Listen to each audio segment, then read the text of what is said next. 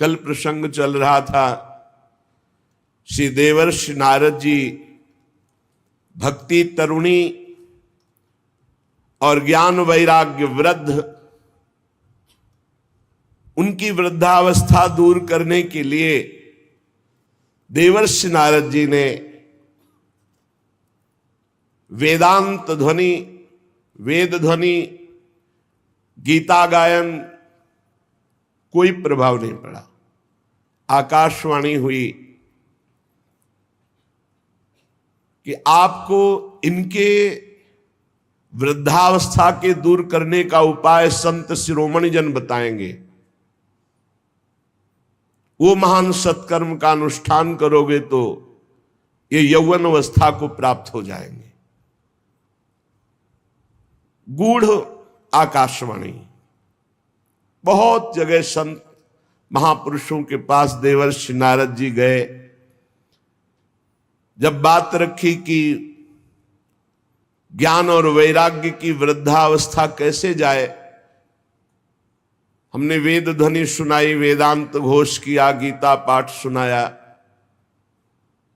तो कुछ संत जनों ने कहा कि अब तो असंभव है। जब इस पर भी ज्ञान वैराग्य नहीं जगे तो कोई और उपाय नहीं हो। आप जैसे समर्थ महात्मा और वेद वेदांत और गीता पाठ के बाद भी ज्ञान वैराग्य यौवन नहीं हुए तो कोई उपाय नहीं। लेकिन आकाशवाणी ने कहा था कि संत शिरोमणि जन वह उपाय बताएंगे। देवर्षि नारद जी खोजते ही रहे। अचानक सनकादि मिले। देवर्षि नारद जी ने मन में विचार किया कि बद्रिकाश्रम में जाकर तप करूंगा और तप के द्वारा ज्ञान वैराग्य को स्वस्थ करूंगा। पर सनकादि मिल गए, सनक सनंदन सनातन सनत कुमार जी। उन्होंने कहा आप जैसे महात्मा का चिंतातुर और खिन्न देखना जरूर कोई विशेष बात है, नहीं तो जो भगवद आश्रित है वो तो मुख प्रसन्न तन तेज विराजा। मुख में प्रसन्नता और तन में तेज, आप में खिन्नता और चिंता दिखाई दे रही।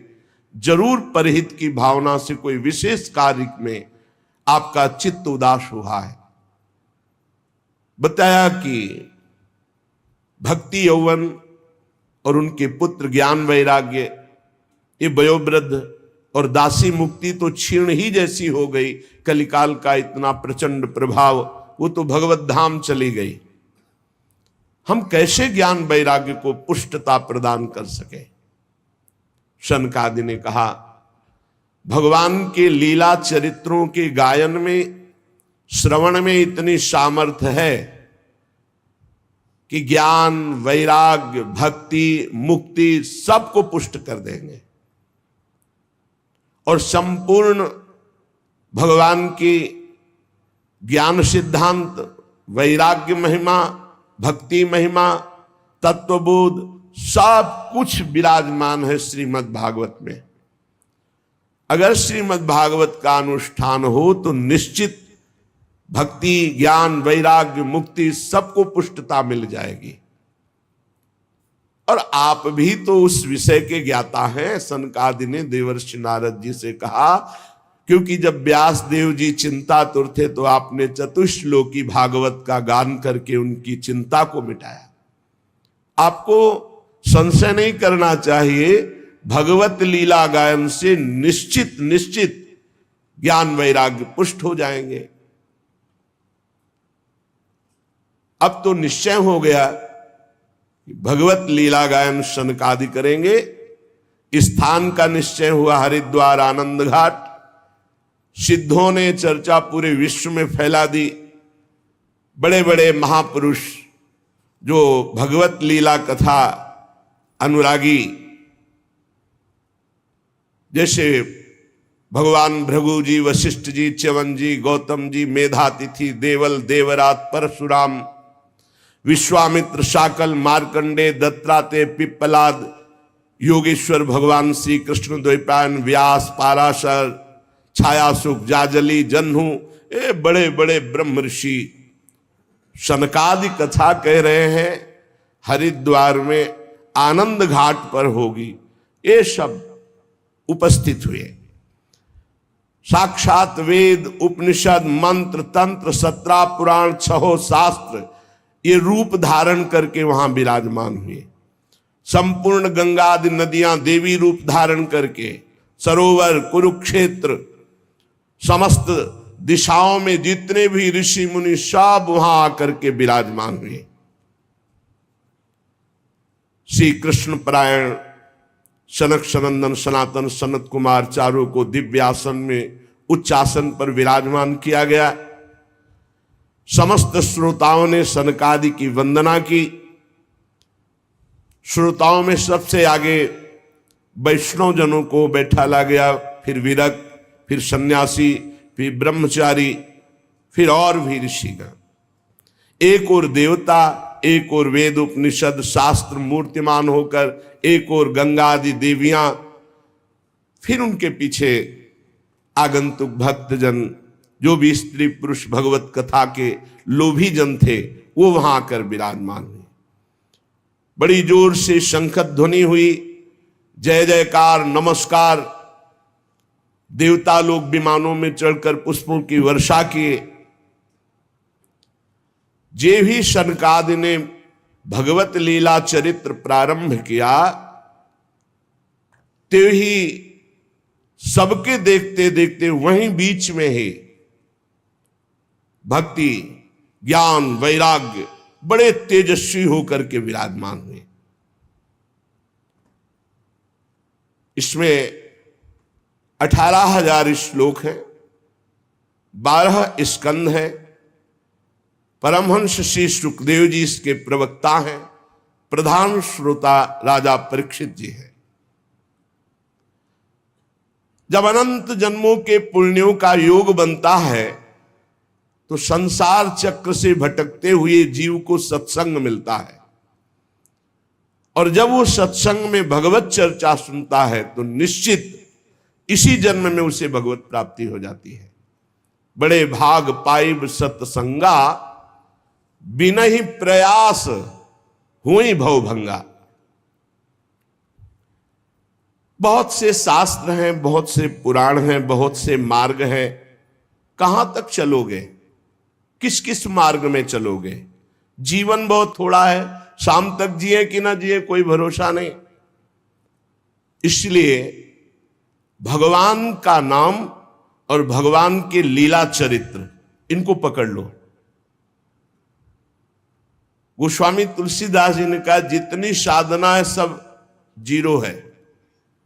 अंक है भगवान का नाम। अगर नाम नहीं है तो 0 रखते जाओ, उसका ज्यादा कोई महत्व नहीं बनता। और अंक लिख दो 1, फिर 0 तो 10, फिर 1 0 तो 100, फिर 1 0 तो 1000, फिर 1 0 तो 10,000। हर शून्य का महत्व बढ़ता चला जाएगा। ऐसे ही अंक है नाम।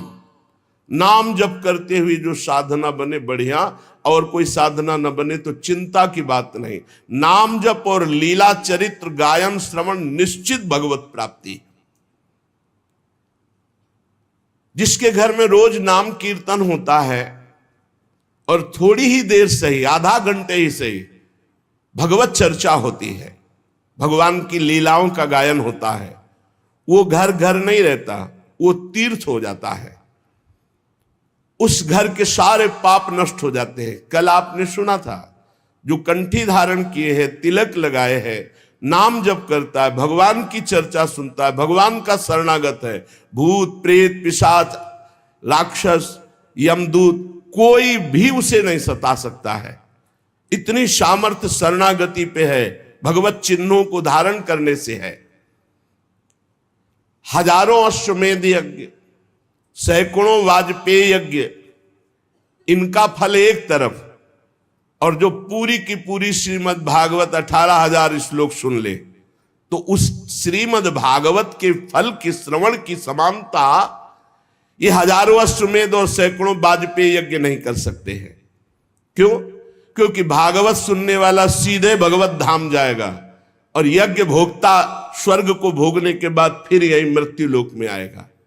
ए तपोधनो, जब तक मन लगाकर भगवान की चर्चा नहीं सुनी जाती, तभी तक हमारे मन में पाप रहते हैं, शरीर में पाप रहते हैं। और जब हम मन लगाकर भगवान की चर्चा सुनते हैं तो हमारे मन में निष्पाप निर्मलता आ जाती है, और निर्मल मन में भगवान का वास है। निर्मल मन जन सो मोहि पावा, मोहि कपट छल छिद्र न भावा। गंगा जी स्नान करने से बाह्य पवित्रता फिर धीरे धीरे मानसिक पवित्रता की तरफ गति होती है।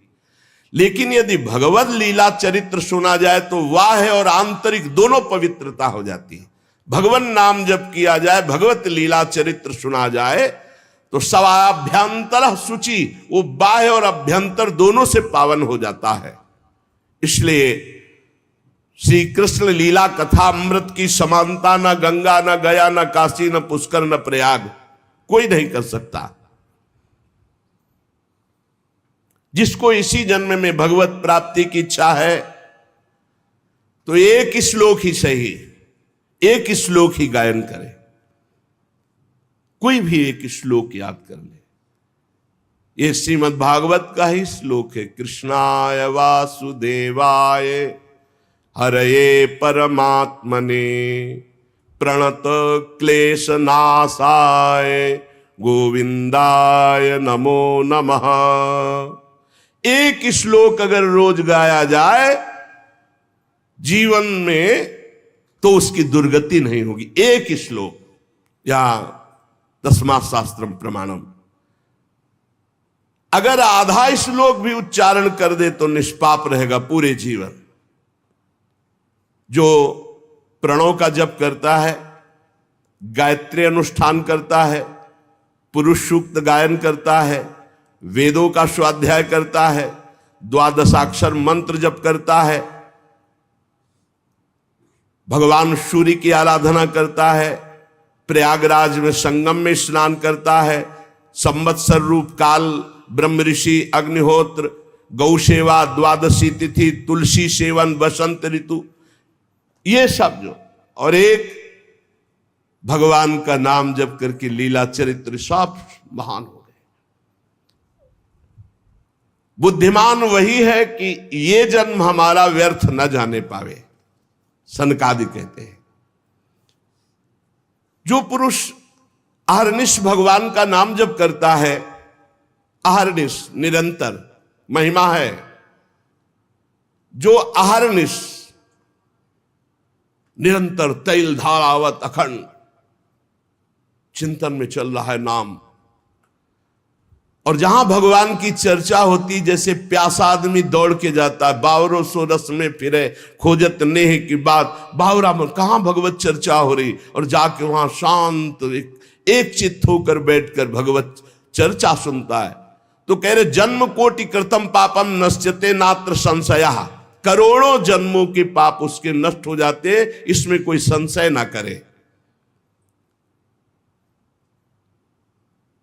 जो नित्य भगवान की लीला कथा सुनता है, नित्य भगवान का नाम जप करता है, श्री तुलसी जी को जल चढ़ाता है, वैष्णव जनों की सेवा करता है, उसको परम पद दुर्लभ नहीं है, सुलभ है। जो पुरुष पधारने जा रहा हो, शरीर पूरा हो रहा हो, उस समय नाम कीर्तन, उस समय भगवान के लीला चरित्रों के 2-4 अध्याय गान कर दे, निश्चित वो भगवान के धाम को जाएगा, निश्चित। ये करना चाहिए। अपना कोई परिचय हो या ना हो, किसी का शरीर छूट रहा है तो नाम कीर्तन शुरू कर दो। अगर आपको आता है तो संस्कृत या हिंदी से भगवान के पावन चरित्र जो गाए गए हैं, 2-4 अध्याय रास पंचाध्यायी के भगवत लीला के सुना दो, अवश्य अवश्य उसे भगवत प्राप्ति हो जाएगी। इस सनक सनंदन सनातन सनत कुमार जी कह रहे हैं। जो धनी मानी जन है, यदि वे स्वर्ण का सिंहासन बनाकर उसमें श्रीमद् भागवत ग्रंथ विराजमान करके किसी वैष्णव को दान कर दे तो उन्हें भगवान का सायुज्य मोक्ष प्राप्त होता है, सायुज्य पदवी प्राप्त होती है। जिस दुष्ट ने अपनी सारी आयु में कभी न नाम जप किया है, न कभी लीला कथा सुनी, कोई भागवतिक कार्य नहीं किया, तो उसका जीवन व्यर्थ चला गया। संसार के भोगों का बोझा ढोते हुए, भोगों को भोगते हुए उसका व्यर्थ जीवन गया। व्यर्थ में माता ने प्रसव किया, उसका यहां मृत्यु लोक में मानव शरीर धारण करना व्यर्थ हो गया। वो मुर्दा है जो भगवान का नाम जप नहीं करता, वो मुर्दा है जो भगवान की लीला कथा नहीं सुनता। वो भार स्वरूप है पृथ्वी में, पशु तुल्य है, धिक्कार है। सनकादि जन कह रहे, धिक्तम नरम पशु समम भूय भार रूपमेवं वदंति दिव्य देव समाज मुख्या। संत समाज, देव समाज ऐसों का त्याग कर देते, धिक्कार कर देते हैं, जो न नाम जप करते हैं, न भगवद आचरण करते हैं, न भगवत लीला कथा सुनते हैं। संसार में सब कुछ सुलभ हो सकता है, पर संत समागम बहुत कठिन है। संत समागम, भगवत प्रेमी महात्मा का मिलना, महत्संगस्तु सुदुर्लभ हो। करोड़ों जन्मों के जब पुण्य एकत्रित होते हैं, तब भगवत प्रेमी महात्मा का सानिध्य और उनके श्रीमुख से सिद्धांत और भगवत चर्चा सुनने को मिलती है। नारद जी, आप बड़े ही महान योग निधि महात्मा है, क्योंकि आपने जगत कल्याण के लिए ज्ञान वैराग्य को पुष्ट करने के लिए प्रयत्न किया। भगवत मार्ग में भगवत लीला कथा श्रवण रसास्वादन करने के लिए झूठ बोलना त्यागना आवश्यक है। अगर झूठ बोलेगा तो भगवत लीला कथा का स्वाद नहीं मिलेगा। कम से कम अब लो नशानी अब ना नशे हो, अब तक हुआ, अब तो सही बोलना शुरू कर दें। क्या भय है? झूठ क्यों बोलते हैं? बड़ा मन मलिन कर देता है झूठ, और लोग बड़ी सफाई से झूठ बोलते हैं। कभी चूक से झूठ हो जाए तो हो जाए, तो उसे क्षमा किया जाता है। जानबूझकर 100 का 100% झूठ। दूसरा, व्यभिचार। झूठ बोलना और व्यभिचार करने वाला, चाहे वो कथा कहे या कथा सुने, उसे स्वाद नहीं आएगा।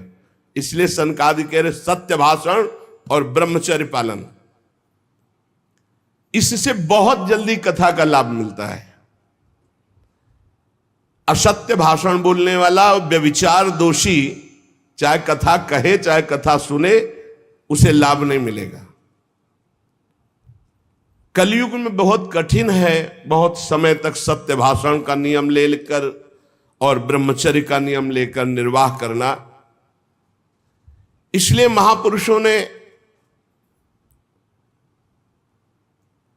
इस कार्य को अगर अनुष्ठान रूप में लिया जाए तो सप्ताह श्रवण विधि रखी, कि 7 दिन नियम लेकर के सत्य भाषण, ब्रह्मचर्य पालन, निरंतर नाम जप, और 7 दिन में 18,000 श्लोक सुन जाओ, तो बड़े से बड़े महापाप का नाश करके वो भगवत प्राप्ति करा देगा।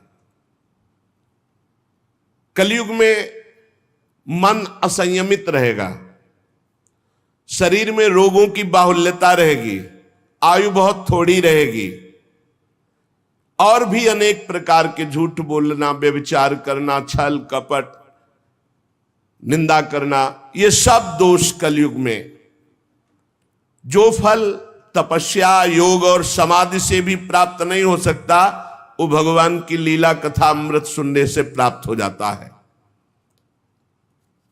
शनकादि ने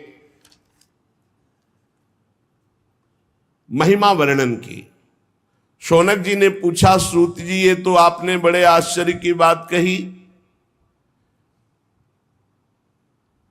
इस श्रीमद् भागवत में ब्रह्मा जी के भी आदि कारण प्रभु श्री हरि का निरूपण किया गया है, परंतु ये मोक्ष की प्राप्ति में ज्ञानादि सभी साधनों से बढ़कर के है, ऐसा सनकादि जी ने कहा। सूत जी ने कहा, शौनक जी इसका एक गुप्त रहस्य है। जब भगवान श्री कृष्ण इस धराधाम को छोड़कर अपने परम धाम को जाने लगे, तब उनके मुखारविंद से एकादश स्कंद का ज्ञानोपदेश सुन करके उद्धव जी ने पूछा। उद्धव जी ने कहा, गोविंद, अब तो मुझे दिखाई दे रहा है कि आप अपना कार्य पूर्ण करके परम धाम को पधारना चाहते हैं। मुझे मेरी चिंता नहीं है, मैं तो आपके जूठन के प्रभाव से, नाम जप के प्रभाव से, आपके उपदेश के प्रभाव से परम पद की चिंता नहीं करता। एक चिंता मेरे हृदय में है, घोर कलिकाल आपके जाते ही आ जाएगा, अपना प्रभाव दिखा देगा। इसमें दुष्टों की बाहुल्यता होगी, संतों का संसर्ग मिलना बड़ा कठिन हो जाएगा। यहां जो मिलेंगे भी तो छल कपट और उग्र प्रकृति के, इसलिए पृथ्वी बड़ी दूषित हो जाएगी। कमल नयन, आप जा रहे हैं, फिर यहां कल्याण कैसे होगा, सबका मंगल कैसे होगा? साधुओं पर आपका बहुत प्रेम है, इसलिए हमारी प्रार्थना है कि यहां से आप मत जाइए। भगवान आपका ही एक निराकार रूप है, आप ही चिदानंद रूप है, आपने हम भक्तों के लिए रूप धारण किया, इसलिए आप मत जाइए।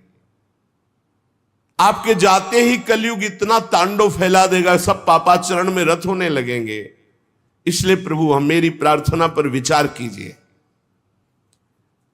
प्रभास क्षेत्र में उद्धव जी के वचन सुनकर भगवान ने उद्धव जी की बात पर विचार किया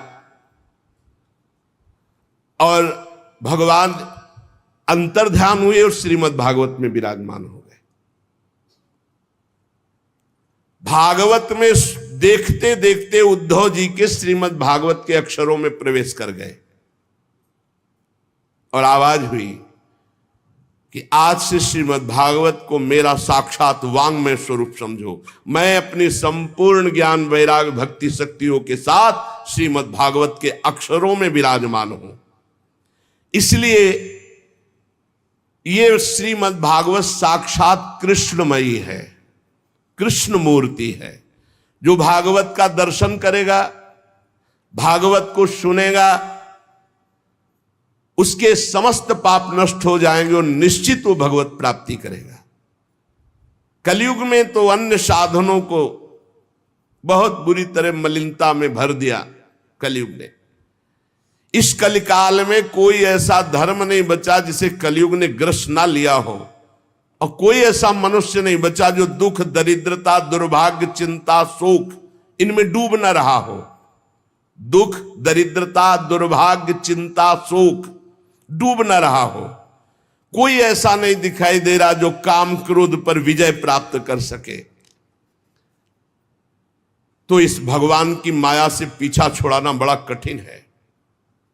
इसीलिए भगवान अपनी संपूर्ण शक्ति के साथ श्रीमद् भागवत में विराजमान हो गए।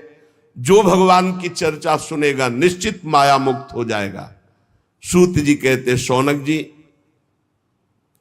जिस समय सनकादि मुनीश्वर इस प्रकार भगवत चर्चा की महिमा बखान रहे थे, उसी समय तरुणावस्था को प्राप्त ज्ञान और वैराग्य और भक्ति ही श्रुतौ तौ तरुणौ गृहीत्वा प्रेमैक रूपा सहसा विरासीत। श्री कृष्ण गोविंद हरे मुरारे नाथेति नामानि मुहुर्वदन्ति।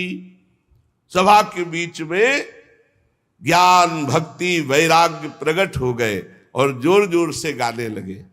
अपने लोग भी 2-4 बार गाते हैं, ओ श्री कृष्ण गोविंद हरे मुरारे, हे नाथ नारायण वासुदेव।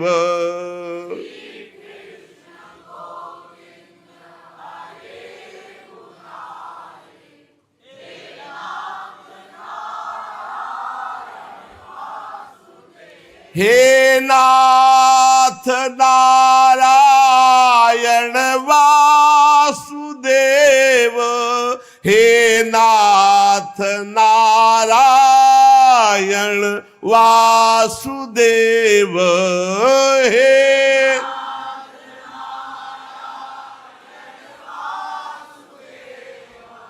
हे नाथ नारायण सुदेव श्री कृष्ण गोविंद हरे मुरारे हे नाथ नारायण वासुदेव श्री कृष्ण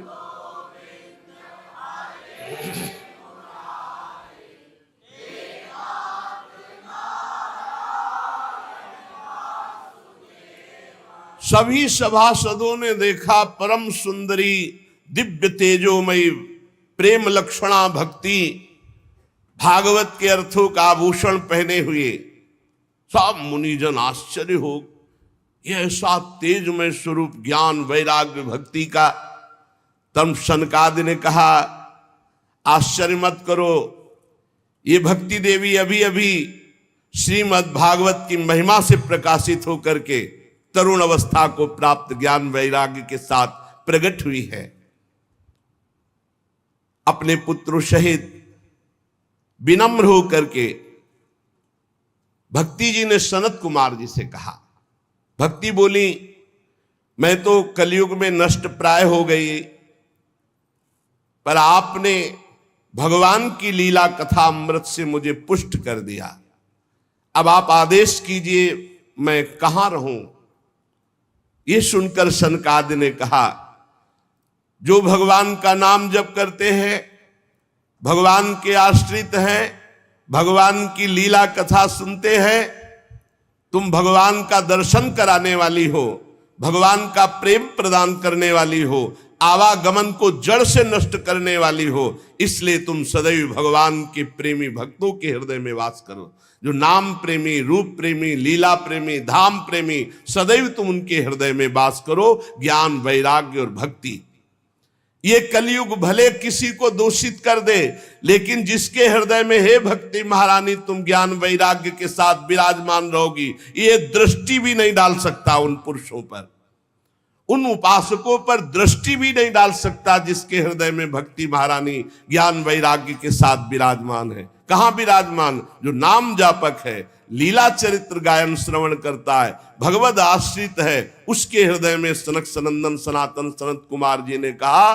कि आप ज्ञान वैराग्य सहित भक्ति विराजमान हो। भक्ति ने जे ही आज्ञा पाई तो जितने कथा में विराजमान थे सबके हृदय में विराजमान हो गए। सकल भुवन मध्य निर्धनास्ते पिधन्या निवसति हृदये साम श्री हरेर भक्ति रेखा हरिरपि निज लोकम सर्वथा तो विहाय प्रविशति हृदय साम भक्ति सूत्रोपनद्धा। इस जगत में भले धनवान वो नहीं है, लेकिन उनके हृदय में भगवान की भक्ति विराजमान है। तो सकल भुवन मध्य निर्धनास्ते पिधन्या, धन नहीं है पर भक्ति विराजमान है, तो बोले तीनों लोकों में वो सबसे बड़ा धन्यवाद का पात्र बन गया, क्योंकि भक्ति की डोरी से खींचकर भगवान परम धाम छोड़कर उसके हृदय में प्रकाशित हो जाएंगे। भूलोक में भगवत प्राप्ति का साक्षात उपाय, बिना परिश्रम के, बिना श्रम के परम पद पहुंच जाना, ये भगवत लीला चरित्र गायन श्रवण बैठा ले दिमाग में, खूब लीला चरित्र गायन श्रवण, निश्चित भगवत प्राप्ति। जिस समय भक्ति महारानी नृत्य कर रही, ज्ञान वैराग्य नृत्य कर रहे, पूरे सभा में श्री कृष्ण गोविंद हरे मुरारे हे नाथ नारायण वासुदेव, ये कीर्तन हो रहा उसी समय अथ वैष्णव चित्तेषु दृष्ट्वा भक्तिमलौकिकी निज लोकम परित्यज्य भगवान भक्त वत्सलः। बनमाली घनश्यामा।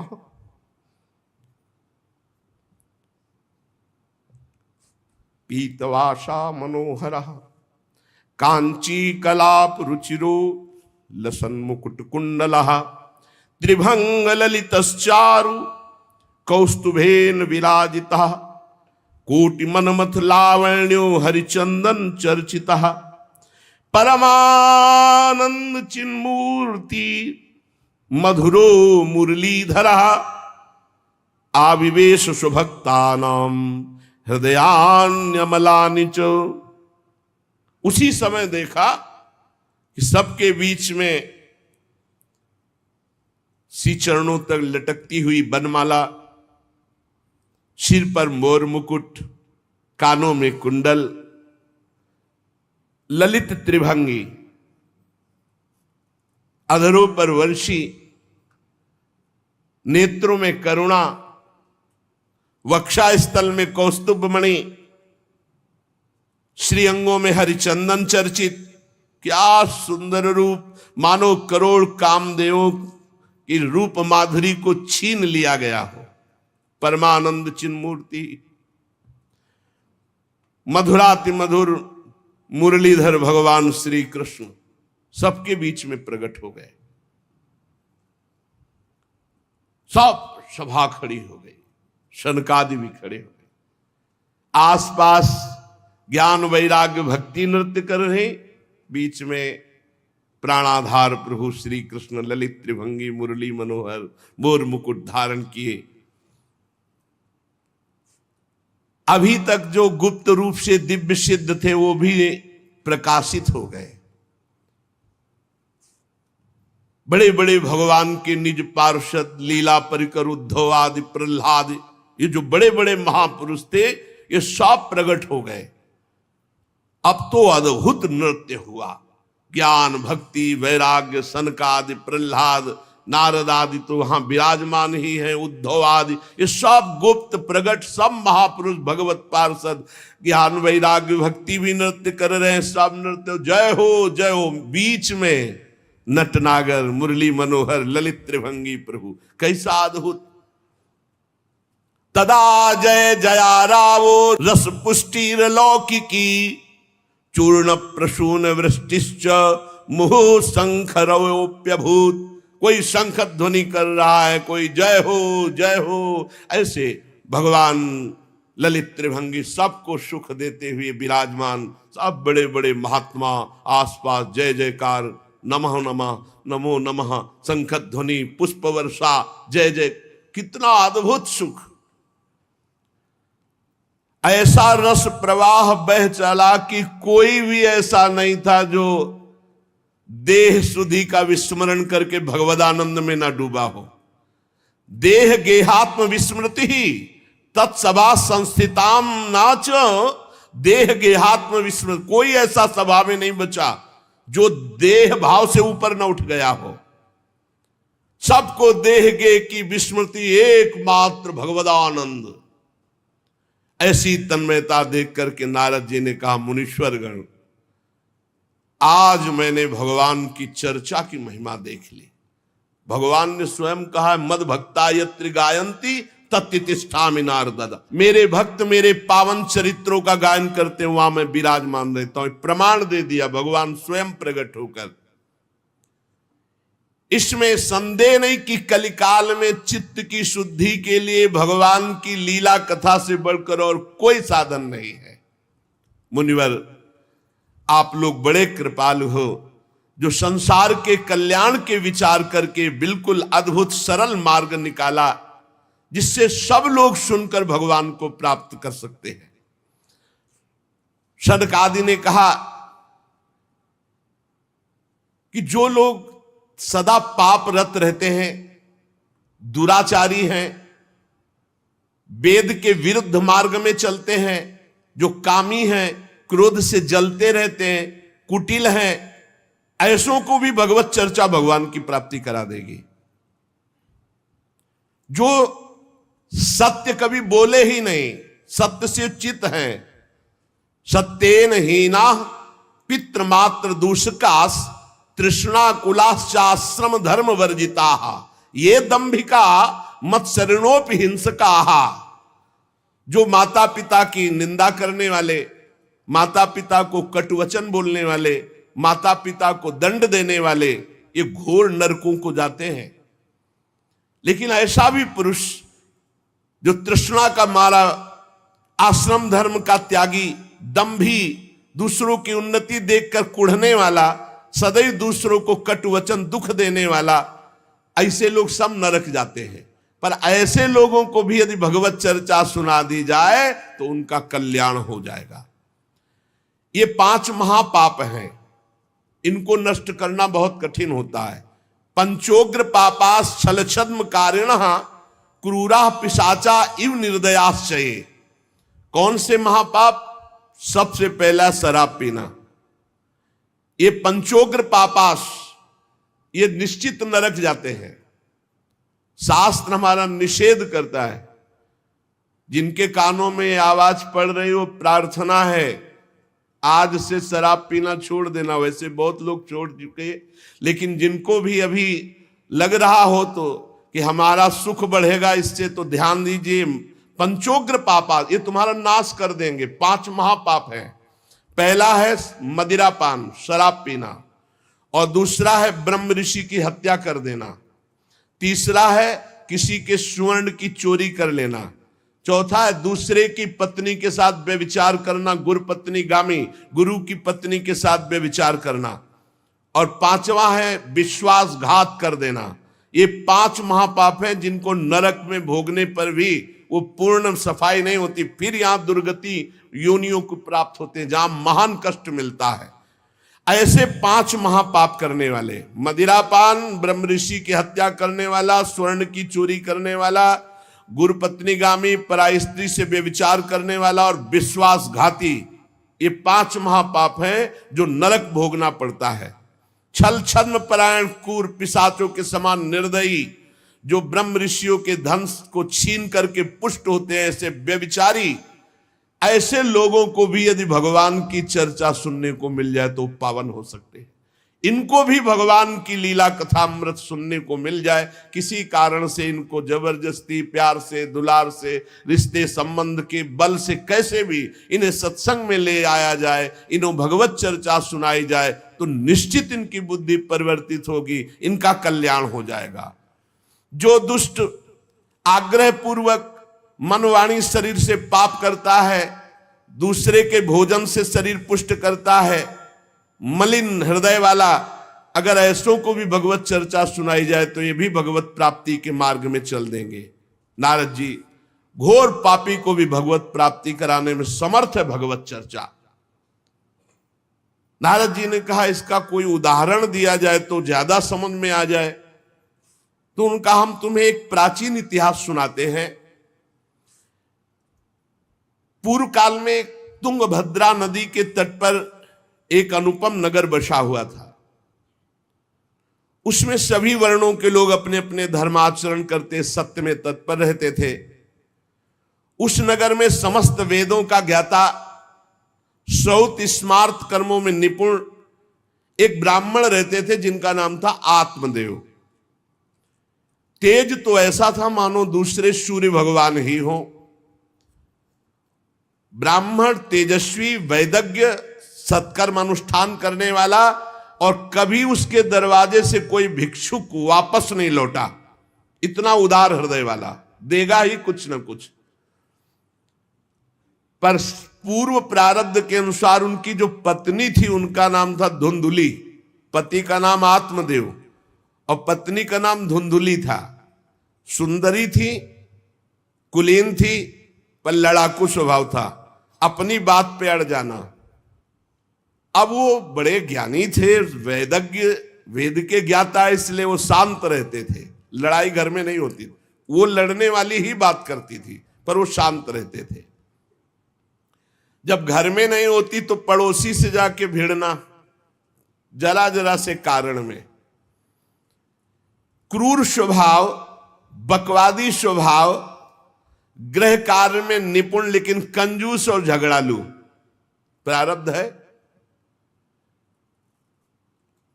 भोग विलास की कमी नहीं थी, खूब संपत्ति थी, घर बढ़िया सुंदर, परंतु सुख नहीं था। क्योंकि जब आत्मदेव घर में आते तो बस उपद्रव, लड़ाई झगड़ा, सब बड़ा नरक समझो। जिसकी घर में अशांति हो, झगड़ा होता, बड़ा नरक है। चैन से नमक रोटी खाए, प्यार से जीवे तो गृहस्थी धन्य। और खूब बढ़िया सब व्यवस्थाएं हैं, पर कलह, अशांति, मन नहीं मिल रहा एक दूसरे, ये बहुत धीरे धीरे अवस्था डल गई। कोई संतान ही नहीं हुई। बड़े बड़े पुण्य कर्म किए, खूब दान पुण्य किया, लेकिन संतान नहीं हुई। अब वो ब्राह्मण बड़े चिंतातुर हुए आत्मदेव की, जिसके संतान न हो तो फिर उसको पिंडदान कौन करेगा। गृहस्थी में विचार होता, कुल परंपरागत चलाने वाला तो कोई होना चाहिए।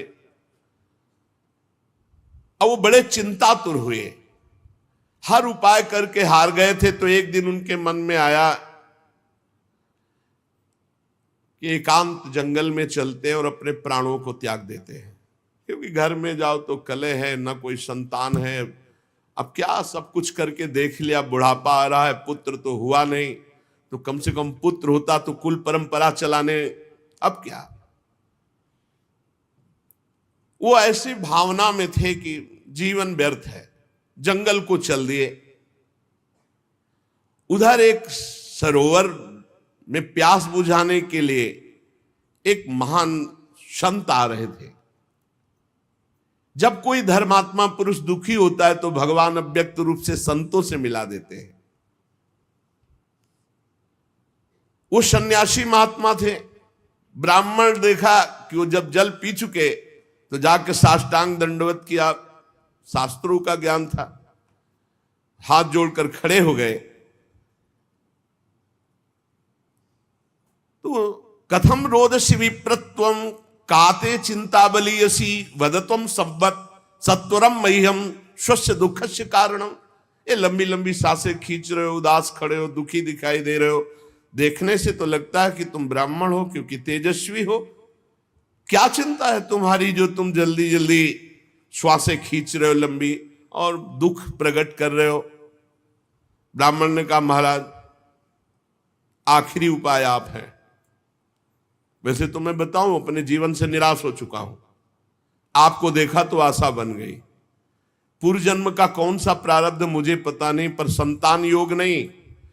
अब मेरे पितर गरम गरम आंसू चिंता जनित छोड़ रहे हैं, क्योंकि पिंडदान करने वाला हमारे कुल में कोई नहीं रहा, संतानें नहीं उत्पन्न हुई।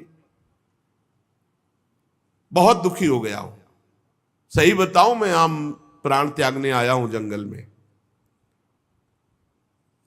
मेरा मन मुझे धिक्कारता है कि तुम्हारा सब कुछ बेकार जब संतान नहीं। और यहां तक कि मैं जिस गाय को पालता हूं वो भी बछड़ा नहीं देती, वो भी बांझ हो जाती है।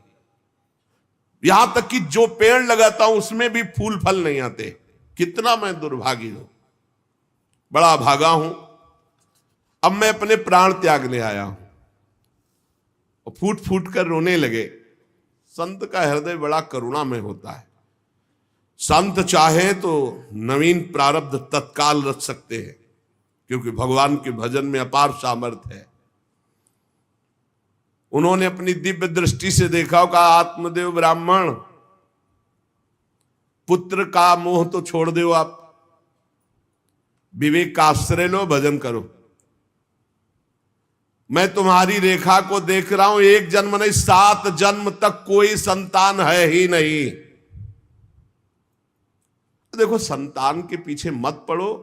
राजा सगर, महाराज अंग, बड़े बड़े संतान में बहुत दुख भोगे हैं। अब तुम भजन करो। जंगल में निकल आए, भजन करो, संतान की आशा छोड़ो। ब्राह्मण ने कहा कि मुझे उपदेश नहीं, ये उपदेश नहीं, सब पढ़ा हूं, मुझे पुत्र चाहिए, पुत्र देव, नहीं मैं आपके सामने अभी प्राण त्यागता हूं, मुझे पुत्र चाहिए। ब्राह्मण का ऐसा आग्रह देख करके सन्यासी जी ने कहा कि देखो, विधाता के लेख को कोई मिटा नहीं सकता। चित्रकेतु का चरित्र पढ़ के देख लेना। दैव जिसके उद्योग को कुचल देता है वो सफल नहीं होता। तुम्हें पुत्र सुख नहीं है। उन्होंने कहा फिर हम कह रहे हैं बस अब पुत्र का आशीर्वाद दे ही दो, नहीं तो प्राण त्याग देंगे आपके सामने। सन्यासी जी ने देखा है तुम मानने ही वाले नहीं, तो उन्होंने योग बल से एक फल प्रकट किया, तपोबल से, और कहा लो योग तो नहीं तुम्हारे पुत्र का, पर मैं ये फल देता हूं, अपनी पत्नी को खिला देना, इससे बड़ा ज्ञानी महात्मा पुत्र पैदा होगा। तुम्हारी स्त्री 1 साल तक सत्य, शौच, दया, दान, ब्रह्मचर्य का पालन करे, एक टाइम अन्न खाए, तो और ये फल पाने के बाद 1 वर्ष के बाद ऐसा महापुरुष प्रकट होगा जो तुम्हारा कल्याण भी कर देगा, तुम्हारे पितरों का भी उद्धार कर देगा। वो योगी राज सन्यासी फल दिए। अब तो आत्मदेव बड़े प्रसन्न हुए क्योंकि कामना पूर्ण हो गई। फल लेकर आए। धुंधुली उनकी पत्नी थी जो लड़ाकू स्वभाव की, बड़ा क्रूर स्वभाव, दुष्ट स्वभाव, वैसे ही क्रूर स्वभाव था। आके कहा हो भाग्य एक सन्यासी मिले, वो फल दिए, और उन्होंने नियम बताया है कि 1 साल तक सत्य बोलोगी, पवित्र रहोगी, दूसरों को दान करोगी, एक समय तुम अन्न खाओगी, और बहुत शुद्ध स्वभाव वाला महात्मा बालक पैदा होगा, ये फल खा लो। तो उन्होंने कहा कि फल तुरंत थोड़ी खाया जाता, नहा धो के बड़े पवित्रता से खाया जाता, लाओ और जाओ, आप निश्चिंत रहो।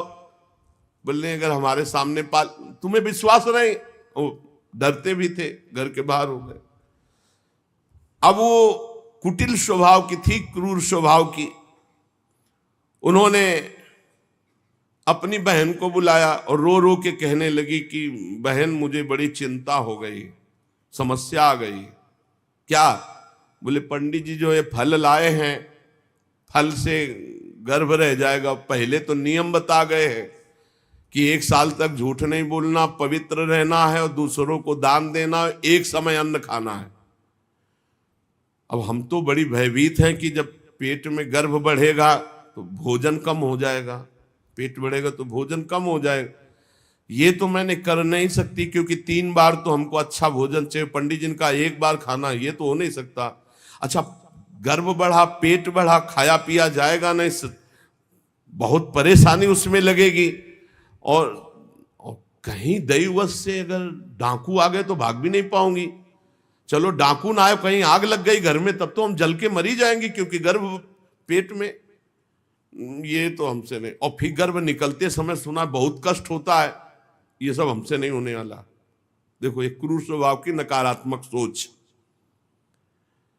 और कहीं प्रसव काल में गर्भ टेढ़ा हो गया तो हम तो मरी जाएंगे, ये तो हमसे नहीं होगा। और अगर गर्भ हमारा बड़ा होने लगा और घर में ननद आ गई तो सब माल मता समेटती रहेगी, हम तो कुछ लड़ ही नहीं पाएंगी क्योंकि लड़ने लायक नहीं रहेंगी। ये सब विचार करके उसका, ये सब हमसे नहीं होने वाला। तो उनकी बहन ने कहा सोच क्यों करती हो? ठीक इसी समय हमें अनुभव हुआ है 2-4 दिन में, इसी महीने में, कि हमारे पेट में है, तुम हमारे पति को धन दे देना और गर्भवती का नाटक करो, और जब हमारे बच्चा होगा हम तुम्हारे यहाँ पहुंचा देंगे, और हम अपने यहाँ शोरगुल कर देंगे, बच्चा मर गया, कौन देखने आता है, और पति को पैसा दे देना। हाँ ये तो बढ़िया बात रही, बढ़िया विधान बन गया, जैसे को तैसे मिले तो बढ़िया विधान बन गया। तू गर्भवती का नाटक कर आज से कि फल पा लिया और मैं गर्भवती हो गई, मैं अपने बालक को मरा घोषित कर दूंगी, और ये जो फल लाए हैं इसकी परीक्षा के लिए जो गऊ है उसको पवा दो। जैसा उनकी बहन ने कहा था वैसे धुंधुली ने सब कर दिया। देख लो, कहा था स्वामी जी ने तुम्हारे 7 जन्म बालक नहीं, तो देखो बुद्धि कैसी खराब हुई, गाय को पवा दिया। अब जब उसकी बहन के पुत्र हुआ तब तक वो कपड़ा वपड़ा पेट में लगा के नाटक करती रही होगी कि हमारे गर्भ है, फिर एकदम घोषणा कर दी जब वो पुत्र रातों रात पहुंच गया कि हमारे संतान हो गई। उसके पिता को अच्छा धन दे दिया, वो धुंधुली को ला करके बहन का बेटा दे दिया। आत्मदेव तो बहुत आनंद हो गए। जानी न जाए नारी गति भाई, उनको क्या पता कि घर में क्या रहस्य हुआ। वो तो बहुत सुखी हो गए कि संत भगवान के द्वारा दिए हुए फल से हमारे पुत्र हो गया। बड़ा आनंद, बड़ा उत्सव मनाया। बालक के जात कर्म संस्कार कराए, खूब दान पुण्य किया, मांगलिक कृत्य किए। धुंधुली ने अपने पति से कहा कि पता नहीं क्या कारण, मेरे वक्षस्थल में दूध तो है नहीं, और अभी नया बालक है, बिना मां के दूध के जीवित नहीं रहेगा, तो हमारी बहन के बालक हुआ था पधार गया है, उसको बुला ले क्या? अरे उन्होंने कहा बिल्कुल बुलाओ, हम और पैसे देंगे, स्वागत करेंगे, हमारा बच्चा पुष्ट होना चाहिए। बहुत बुद्धि लगाते हैं क्रूर स्वभाव के लोग, कैसा एकदम फिट कर लिया विधान। अब उसको बुला लिया बालक का पालन पोषण करने के लिए पैसे के बाद, और वो असली मां तो वही है ही है। पुत्र की रक्षा के लिए जो जो कहा आत्मदेव ने वो सब स्वीकार कर लिया। 3 महीने इस बालक के व्यतीत होने के बाद, उन्होंने कहा था 1 साल बाद होगा, 3 महीने व्यतीत होने के बाद गौ के बच्चा हुआ मनुष्याकार, केवल कान गौ के, पूरा मनुष्याकार, सर्वांग सुंदर, दिव्य तेजोमय, स्वर्ण की सी कांति। क्योंकि वो योगी के तप का, ब्राह्मण देवता नाच पड़े कि भगवान जब दिए तो कितना आनंद, घर में भी बच्चा और गौ के भी बच्चा ही हुआ। खूब संस्कार करके मंगल दान, बड़े प्रसन्न हैं। सब लोग कहते हैं आत्मदेव का देखो कैसा भाग्य बदला कि घर में भी पुत्र हुआ, गौ के भी पुत्र हुआ, बछड़ा नहीं, केवल कान भर। कैसे आश्चर्य की बात, दिव्य बालक उत्पन्न हुआ। पर इस गुप्त रहस्य का किसी को पता नहीं। आत्मदेव ने देखा कि बालक पूरा मनुष्याकार, केवल कान, गाय के तो नाम रखा गोकर्ण। और धुंधुली ने किसी शास्त्रीय पद्धति से नहीं, अपनी पद्धति से, हमारा नाम धुंधुली तो हमारे लड़के का नाम होगा धुंधकारी, उसका नाम रखा धुंधकारी। कुछ काल व्यतीत हुआ, दोनों जवान होने लगे। गोकर्ण में पूर्ण वैदिक सिद्धांत, धर्म पूर्वक, बड़े ज्ञानी महात्मा, और धुंधकारी पूर्ण दुष्ट। शौचाचार का तो नाम भी नहीं था पवित्रता का धुंधकारी में। खान पान पशुओं वाला, क्रोध नाक में चढ़ा, गंदी वस्तुओं से प्यार करने वाला, बहुत ही गंदा स्वभाव। चोरी बचपन से, द्वेष, पीट देना, लड़ाई करना, ये उसका चलते स्वभाव। दूसरों के खेती में आग लगा देना, घरों में आग लगा देना, गौशाला में आग लगा देना। जैसे किसी का बालक खेल रहा है, आसपास देखा कोई, उठाया कुएं में फेंक दिया, बड़ा दुष्ट स्वभाव। और बड़ा हुआ हिंसक स्वभाव, अस्त्र शस्त्र धारण करके, जैसे कोई अंधा जा रहा है तो आओ बाबा तुम्हें रास्ता बता दो, कुएं में जाके ढकेल देता है। बहुत ही गंदा स्वभाव, दुष्ट स्वभाव। अब वो शिकार करने लगा पशुओं का और मांस खाने लगा। जहां आत्मदेव कितनी पवित्रता से, वहां दुष्ट कितना।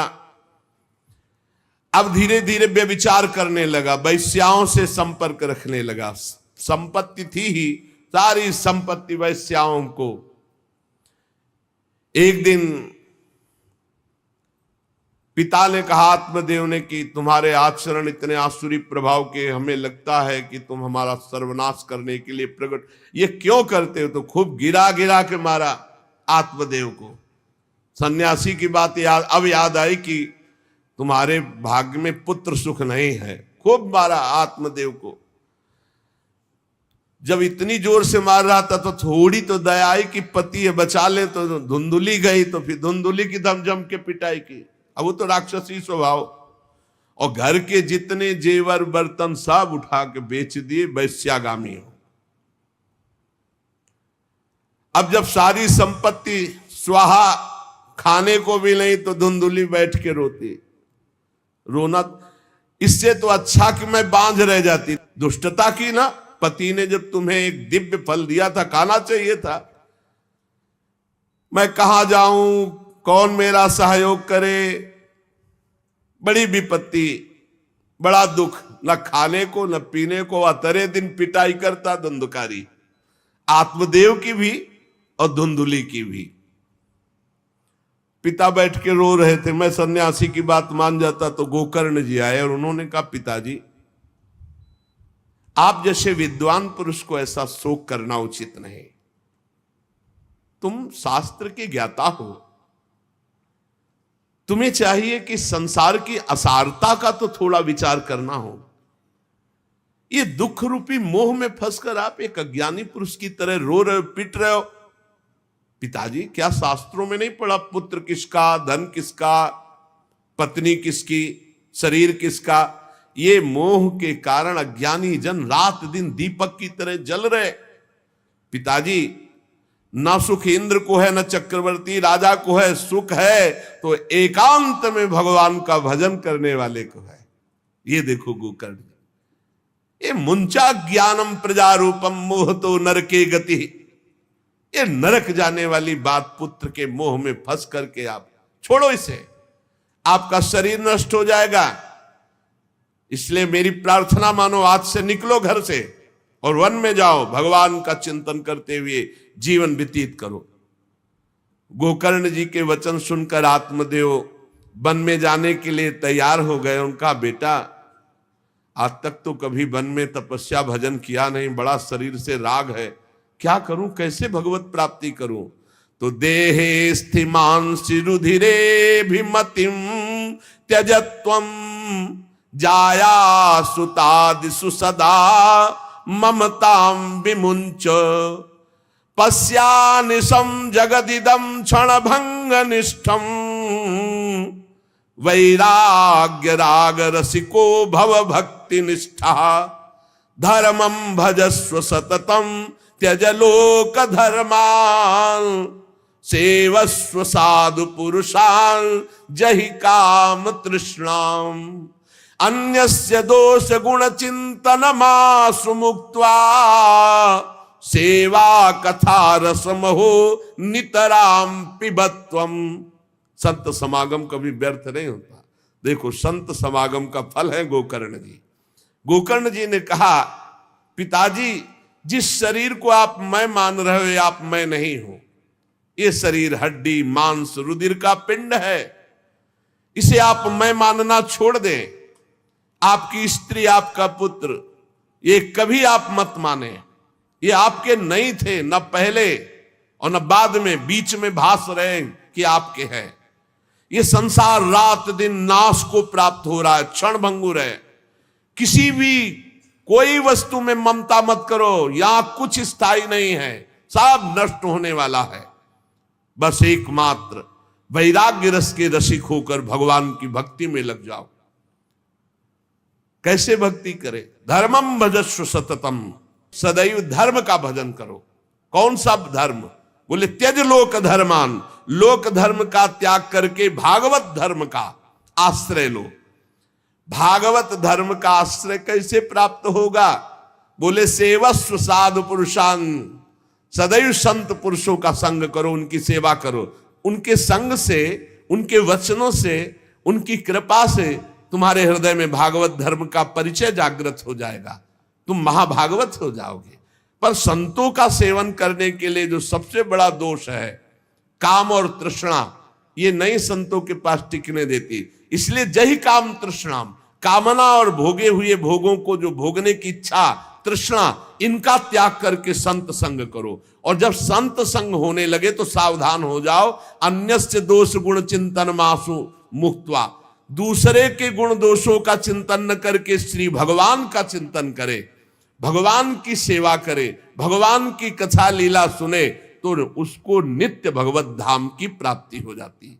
हे पिताजी, शरीर से मैंपन छोड़ दीजिए और शरीर संबंधियों से मेरापन छोड़ दीजिए और भागवत धर्म का आश्रय लेकर संत समागम कीजिए। सदैव संतों की सेवा, भगवत सेवा, नाम जप, लीला कथा, श्रवण गायन, इसी से भगवत प्राप्ति हो जाएगी।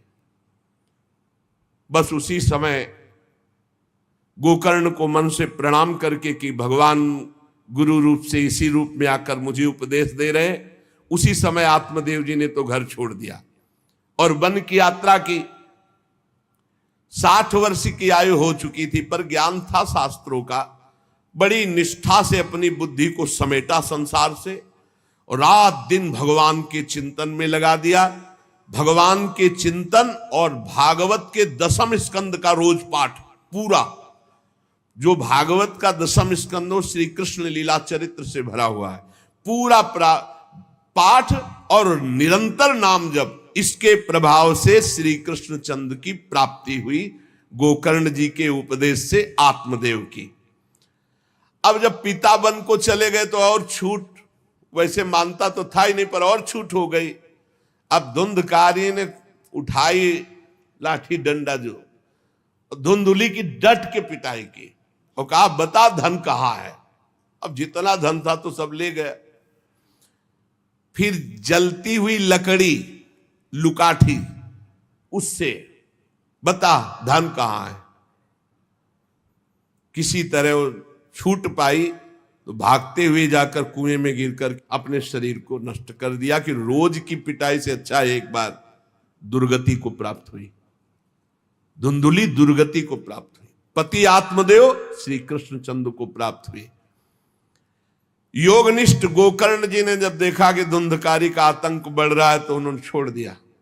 जो ज्ञानी पुरुष होते प्रपंच नहीं स्वीकार करते, उनको कोई सुख दुख इससे नहीं, उदासीन भाव से तीर्थ यात्रा को निकल गए। धुंधकारी ने 5 वैश्याओं को अपने संग में रखा, सब नौजवान वैश्याएं। अब उनके लिए पशुओं का मांस चोरी करके उनकी मनोकामनाएं पूरी करना। बुद्धि भ्रष्ट थी, आचरण भ्रष्ट थे, क्रूर कर्मा। एक दिन उन वैश्याओं ने कहा कि हमको तो हार नहीं पहनाया आज तक, कामना होती है। अब 5 को हार लाने के लिए तो बहुत रुपया चाहिए। मौत की भी उसको कोई भय नहीं रह गई थी। वो जिसको देखता काट करके जो मिलता धन एकत्रित करके 5 के लिए सुंदर आभूषण हार। अब हिंसा में उतरा जो, तो उसके लिए क्या। स्त्रियों ने सोचा कि नित्य नवीन चोरी करता है, आज हमने हार के लिए कहा तो 5 के लिए व्यवस्था कर दिया। पकड़ा जाएगा, जब ये पकड़ा जाएगा तो राजा इसे फांसी देंगे तो हमको भी 5 को फांसी मिलेगी। मरना तो है ही है ना इसे। 5 ने विचार किया मरना तो है ही, राजा फांसी देगा तो हम ही फांसी दे देती तो कम से कम हम तो बच जाएंगे। बुरे कर्म का बुरा ही परिणाम होता है, कुछ भी कोई कर ले। धुंधुली कुएं में शरीर त्याग करके दुर्गति को प्राप्त हुई। ये जब जिन वैश्याओं के लिए प्राणों की बाजी लगा करके सब कुछ ला रहा, जानते उनका प्लान क्या बना कि ये चोरी करता है, पकड़ा जाएगा, फांसी की सजा होगी, मारा ही जाएगा। और जब ये पकड़ा जाएगा तो हम भी पकड़ी जाएंगी, तो फांसी की सजा इसको होगी तो वही हम दे देती हैं, तो हम तो बच जाएंगी और सारा धन लेके रात्रि में निकल लेंगी 5। 5 ने गुप्त रूप से ऐसा संकल्प बना लिया। धुंधकारी सो रहा था, 5 गए। अब 5 हैं, हाथ पैर 4 ही तो है, पैर 2 और 2 हाथ, 4 उसमें लग गए और एक जो है रस्सी से पूरा 4पाई पे बांध दिया। और जब उसकी आंख खुली तो रस्सी गले में डाल करके फांसी लगा रही पड़े पड़े। पर वो बहुत पापी आदमी, जल्दी मरने वाला तो था नहीं, खूब गला दबाया। अब बड़ी चिंता हुई वैश्याओं को कि अगर मरेगा नहीं तो हमें काट डालेगा ये। तो रसोई से जो कोयला जला हुआ आग था उसके मुंह में भर बगार बगार के शमशी से। अरे पापी की बहुत दुर्गति होती। दहकते हुए अंगारे उसके मुंह में और खूब कस के गला दबा, छटपटा छटपटा कर पीट पीट के मार डाला धुंधकारी को, और उसके शरीर को वहीं घर में एक गड्ढा बना के पांचों ने गाड़ दिया, और वो सारा माल मत्ता पैसा सब कुछ उनको पता था। स्त्रीणाम नैतु विश्वासम दुष्टानाम कारेत बुधा, विश्वासे यह स्थितो मूढ़ा स दुःखी परिभूयते। शास्त्र कहता है जो व्यभिचारिणी दुष्ट स्वभाव वाली, जो केवल अर्थ पर दृष्टि रख करके धर्म का त्याग करने वाली है, स्त्रीणाम नैतु विश्वासम दुष्टानाम कारेत बुधा, ऐसे दुष्ट आचरण, चाहे स्त्री चाहे पुरुष, ऐसे दुष्ट आचरण वाले को कभी विश्वास में नहीं, विश्वास पात्र नहीं बनाना चाहिए।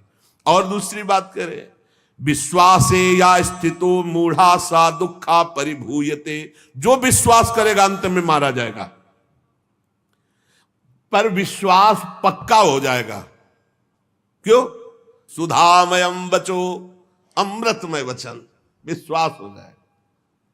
सुधामयम बचो यासाम कामिनाम रसवर्धनम, हृदय में काम रसवर्धन, हृदयम क्षुरधाराभाम प्रिय को नाम योषिताम। बहुत सावधान, उन दुष्ट स्त्रियों ने बहुत तरह से मार मार करके धुंधकारी, मुंह में अंगारा, गले में रस्सी, मार डंडों से मार मार के मार डाला, बहुत बुरी तरह मारा धुंधकारी को। अब जब दिन में निकलना चाह तो लोग, आज धुंधकारी नहीं देखा, बोले प्रीतम किसी कार्य से बाहर गए हैं, और असर लगाकर पांचों माल मत्ता लेके भाग गए। बहुत सावधान। संघृत्य वित्तम तायाता कुलटा बहुभर्तिका, धुंधकारी बभूवाथ महान प्रेतः कुकर्मतः। जो कई पुरुषों से सहवास करती हैं या कई स्त्रियों से जो सहवास करता है, ऐसा अपवित्र हो जाता है कि उसके छूने मात्र से पुण्य नष्ट हो जाते हैं। फिर तो उनके संग से ही रह रहा था, उसे वैश्या उसे ही कहते हैं।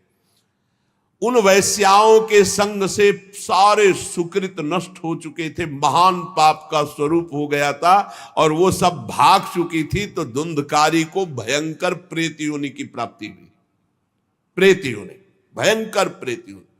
अब वो बवंडर रूप, जो चक्रवात जैसे बवंडर देखते हो ना, वो रूप धारण करके दसों दिशाओं में भटकता, और प्रेत को स्वयं से पानी पीने के लिए कोई सुविधा नहीं। ऐसा नहीं नदी के किनारे रह रहा तो पानी पी लेगा, वो किसी को पकड़ेगा तब उसके द्वारा जो उसको पानी पिलाया जाएगा वो उसको मिलेगा। ऐसे पानी नहीं पी सकता, ना कुछ खा सकता है, ना कहीं विश्राम कर सकता है। वो बस हा दई चिल्लाता हुआ, रोता हुआ भटकता है। प्रेत योनि बड़ी भयानक होती है। जब तीर्थ यात्रा करके गोकर्ण जी लौटे तो सुना कि धुंधकारी का लापता, मार डाला गया। तब उन्होंने फिर गया गए और वहां पिंडदान किया धुंधकारी के लिए भी। बड़े महात्मा थे गोकर्ण, श्राद्ध किया और काफी तीर्थों में मंत्रानुष्ठान किया कि इसका कल्याण हो जाए। ये सब करके लौट आए अपने पिता आत्मदेव के घर में। रात्रि में कोई देख ना पावे इसलिए सीधे अपने घर में गए और शयन किया। और वहीं गड़ा था धुंधकारी, प्रेत आत्मा बन के वो मड़रा रहा था। वही प्रेत आत्मा ऐसे को नहीं छूती जो भगवान का भजन करते। देखो, अब जे धुंधकारी ने देखा कि गोकर्ण आए हैं तो उसको तसल्ली हुई कि महात्मा हमारा कल्याण कर देगा। और वो प्रकट हुआ, भेड़ा बना। धुंधकारी पहले भेड़ बना बड़ा, और ऐसे गोकर्ण जी ने देखा कि दरवाजा तो बंद था, भेड़ कहां से आ सकता है। तुरंत भैंसा बन गया, तुरंत इंद्र रूप धारण कर लिया, भयावा, प्रिय, ऐसे कई रूप बदल तब उन्होंने कहा ये विपरीत अवस्था, इसका मतलब ये प्रेत है। क्योंकि ऐसी विपरीत निंदनी और बंदनी दोनों रूप धारण कर रहा है, दुर्गति को प्राप्त हुआ प्रेत आत्मा है। वो डरने वाले तो थे नहीं, ज्ञानी महात्मा थे। गोकर्ण ने कहा, कस्तो मुग्र तरो रात्रौ कुतो यातो दशामिमाम किंवा प्रेता पिशाचो वा राक्षसो शीत संसना। कौन है तू? प्रेत है, पिशाच है, राक्षस है, क्या है? ये क्या नाटक कर रहा है? कभी भेड़ बनता है, कभी भैंसा बनता है, कभी इंद्र बनता है, कभी ये रूप। कौन है तू? ये अधोगति को प्राप्त कैसे हुआ तू? गोकर्ण जी डरे नहीं। अगर सच्चा महात्मा न हो तब तो भयभीत हो जाए। गोकर्ण जी सच्चे महात्मा है। अब वो चिल्ला चिल्ला के केवल रो रहा, एक शब्द भी नहीं बोल पा रहा। तो गोकर्ण जी समझ गए अधिक पाप होने के कारण ये बोल नहीं सकता। तब अंजलि में जल लिया और कई मंत्रों का जाप किया और फिर उसके ऊपर फेंका। जे भी फेंका तब बोल पाया, भैया मैं आपका भाई धुंधकारी हूं, बचा लो, मेरी भारी दुर्गति हो गई। मैं तुम्हारा भाई हूं, मैं धुंधकारी हूं, अब मुझे बहुत कष्ट हो रहा, पश्चाताप हो रहा, मैंने सब कुछ नष्ट कर दिया, धर्म भ्रष्ट पापाचारी। अब मेरी बड़ी दुर्गति है, उन कुलटा वैश्याओं ने मुझे तड़पा तड़पा करके मारा है, मैं कुछ कर नहीं सकता इस समय। ऐसा थोड़ी कि प्रेत है जिसको चाहे पटक दे, ऐसा नहीं है, ऐसा विधान नहीं। पहले वैश्याओं को मारता जाके, मैं कुछ कर नहीं सकता, प्रेत योनि में पड़कर दुर्दशा भोग रहा हूं। अब दैववश केवल वायु से जीवित हूं, बहुत प्यासा हूं, भूखा हूं, पर नहीं खा सकता, नहीं पी सकता। आप दया समुद्र भैया मेरा उद्धार करो। गोकर्ण ने कहा कि तुम्हारा उद्धार तो हो जाना चाहिए, तुम्हारे लिए तो मैं गया में गया, वहां श्राद्ध दिया, तीर्थों में भी अनुष्ठान किया, फिर तुम्हारा प्रेतियों से उद्धार कैसे नहीं हुआ? तो उनका भैया एक दो बार गया श्राद्ध से मेरा कुछ नहीं होने वाला, बहुत पापी हूं, बहुत बड़े बड़े पाप किए हैं, कोई दूसरा उपाय सोचो, छोटे मोटे पिंडदान से, दान पुण्य से मेरा उद्धार होने वाला नहीं, बहुत स्टॉक है हमारे पाप का। तुमको हम बताएं, सैकड़ों बार गया श्राद्ध करो तो भी मेरा कल्याण नहीं हो सकता, ऐसा मैं पापी हूं, कोई दूसरा उपाय सोचो। गोकर्ण जी ने कहा, सैकड़ों गया श्राद्ध से तुम्हारी मुक्ति नहीं हो सकती, तो तुम्हारी मुक्ति असंभव है। कहा भैया मैं तुम्हारे चरणों में पड़ा हूं, मुझे मेरा उद्धार करो। तो कहा ठीक है, तुम अभी इस घर से निकलो, कहीं और रहो, हम जब तुम्हें बुलाएं तब आ जाना, जाओ हटाओ, हमारे इस घर से हटो। हटा दिया उनको। गोकर्ण जी की आज्ञा पाकर धुंधकारी बाहर भटक रहा है। रात भर विचार किया कि इसका कल्याण कैसे होगा, जब सैकड़ों गया श्राद्ध से कह रहा उद्धार नहीं होगा। अब जब प्रातः काल हुआ, दरवाजा खुला तो बहुत से विज्ञजन आकर के गोकर्ण जी से मिले। गोकर्ण ने सबसे सलाह की कि क्या हो सकता है, ऐसे ऐसे स्त्रियों ने उनको मारा और वो प्रेतियों को प्राप्त हुए। जो लोग विद्वान थे, योगनिष्ठ थे, वेदज्ञ थे, उन्होंने कई शास्त्र पाठ आदि की बातें बताई, सबने, पर सही उत्तर नहीं मिला। गोकर्ण जी महान तपस्वी थे। गोकर्ण जी ने प्रातःकाल स्नान करके अर्घ दे रहे थे, बोले औरों से क्या पूछना, सीधे सूर्य भगवान से पूछे। मंत्र का उच्चारण करते हुए सूर्य भगवान को स्थगित कर दिया, रोक दिया। बहुत बड़ी मंत्रों में तथा सर्वै सूर्य वाक्यम तन्मुक्तो स्थापितम परम गोकर्णा स्तंभनम चक्रे सूर्य वेगस्य वै, तथा सूर्य की गति को रोक दिया। और तुभ्यम नमो जगत साक्षिन ब्रूहि में मुक्ति हेतुकम। अब हम किससे पूछे, आप ही बताओ। हे जगत साक्षी भगवान सूर्य, धुंधकारी का उद्धार कैसे हो सकता है? आप कृपा करके बताइए कि धुंधकारी की मुक्ति कैसे हो सकती। गोकर्ण की प्रार्थना सुनकर भगवान सूर्यदेव ने कहा, श्रीमद् भागवत महापुराण नियम पूर्वक सुनाओ, निश्चित उसकी मुक्ति हो जाएगी। सप्ताह पारायण 7 दिन में पूरी भागवत श्लोक सहित। सूर्य भगवान की आज्ञा सबने सुनी, गोकर्ण जी ने भी सुनी। बहुत सरल उपाय। गोकर्ण जी ने निश्चय किया, मैं स्वयं सुनाऊंगा और उसका उद्धार करूंगा। अब तो कथा का समय निश्चित किया। बहुत से लोग कथा सुनने के लिए वहां पहुंचे।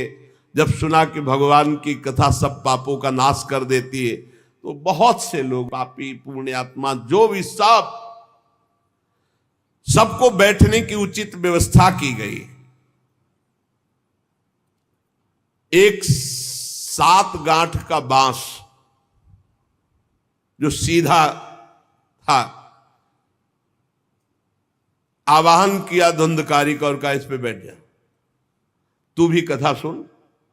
तो सीधे 7 गांठ के बांस पर धुंधकारी जाकर के बैठ गया, छिद्र में वायु रूप होकर, क्योंकि बाहर कहीं स्थित नहीं रह सकता, चलायमान तो बैठना है।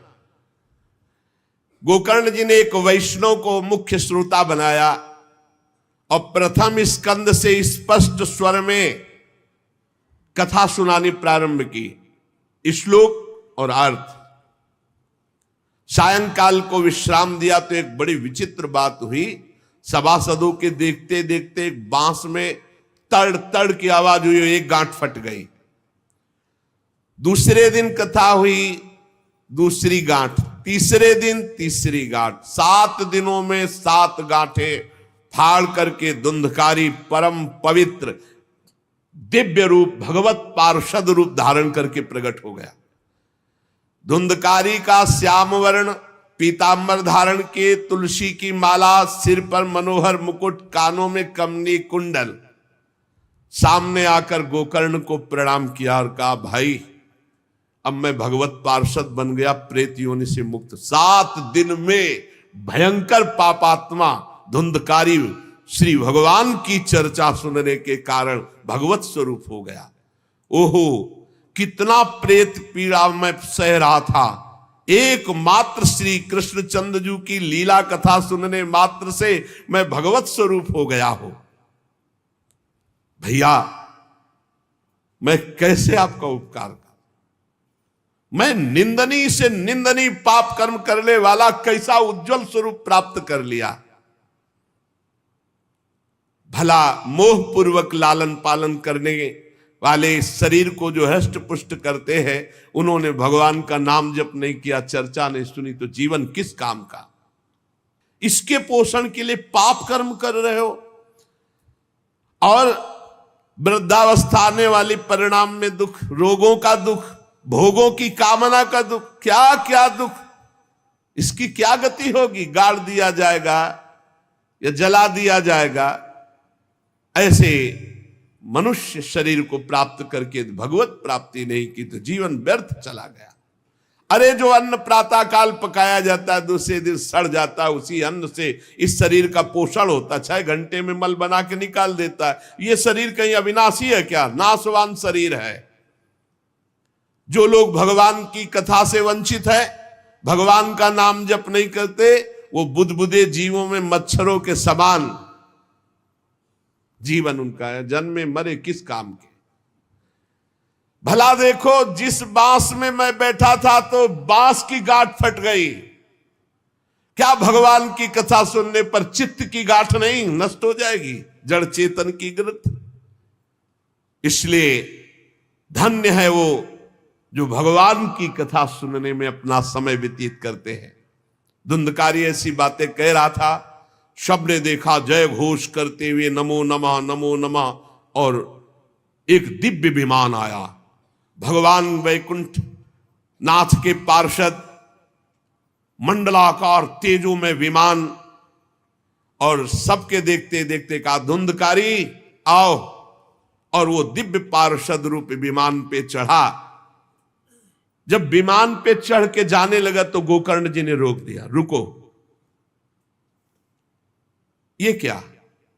कथा तो शास्त्रों लोगों ने सुनी, तो आपको शास्त्रों विमान लाना चाहिए और सबको बैठाल कर ले जाना चाहिए, क्योंकि हमारे सुनाने में कोई भेद नहीं था और ये सुन भी सब ध्यान से रहे थे। तो भगवत पार्षदों ने कहा, आपके सुनाने में कोई भेद नहीं था, पर सुनने में भेद हो गया है, श्रवण भेद हो गया। ये उपवास करके बिना कुछ खाए पिए रात दिन कथा का ही चिंतन करता रहा, मनन करता रहा, इसके कारण इनको भगवत पार्षद रूप मिला और जा रहे, और ये कथा सुना भर है, मनन नहीं किया। मनन विषयों का हुआ इसलिए विमान पे नहीं, ये निराहार रहकर 7 दिन में चर्चा सुनता और रात भर उसी का चिंतन करता, उसके प्रभाव से परम पद का अधिकारी हुआ। इसलिए जो मननहीन है, जिनको गुरुवचनों पर विश्वास नहीं है, जो कथा में चित्त की एकाग्रता नहीं है, वो फल भेद हो गया, वो भगवान के दिव्य धाम में एक बार में नहीं जा सकते।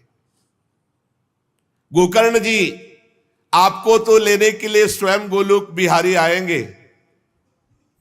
यूं कह करके विमान अंतर्ध्यान हो गया, अर्थात चले गए। गोकर्ण जी ने समस्त श्रोताओं से कहा, बिना तुम्हें विमान में बैठा ले मुझे चैन नहीं।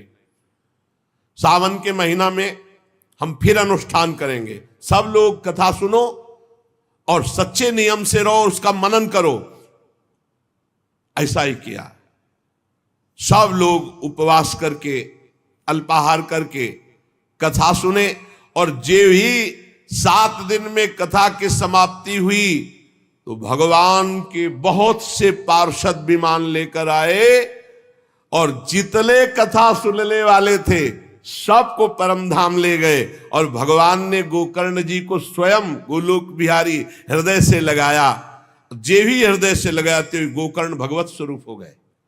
वही किरीट श्यामवर पीतांबर धारण किए हुए, कुंडल आदि से विभूषित। यहां तक कहते हैं कि उस कथा में सुनने में जो कुत्ते भी बैठे थे, वो भी गोकर्ण जी की दृष्टि पड़ने पर विमान पर बैठकर भगवत धाम को गए। भक्तवत्सल भगवान श्री कृष्ण इतने गोकर्ण जी पर प्रसन्न हुए कि तुमने सबको कथा सुनाकर मंगल अनुष्ठान। इसलिए गोकर्ण जी जिस जिसको चाहा, मालूम कथा सुनकर कुत्ता मनन तो नहीं कर सकता, लेकिन गोकर्ण जी ने मनन किया कि ये कुत्ता भी कथा में बैठा था, इसका भी भगवत उद्धार हो जाए। ये आप इसीलिए आसपास जो ये जीव जंतु सब भगवत स्वरूप हो जाते हैं। बड़े बड़े सिद्धों को जो गति नहीं मिलती, भगवान की लीला कथा सुनने से, गोकर्ण जी के प्रभाव से धुंधकारी सहित समस्त श्रोताओं को भगवत धाम की प्राप्ति हुई। शेष चर्चा आगे। श्री राधा वल्लभ लाल की जय।